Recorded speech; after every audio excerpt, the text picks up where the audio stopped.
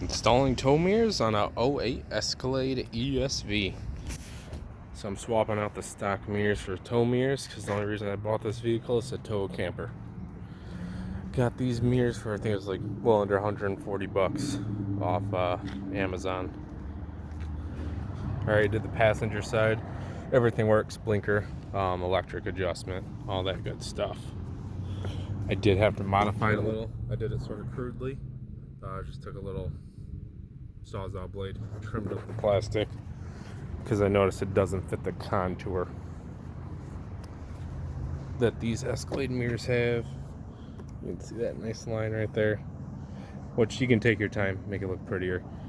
I only plan to have this vehicle a couple years and then on to the next one. A couple bolts you'll need to take out. One right there behind the hand pole. One right there behind the door handle. Right behind here are your bolts.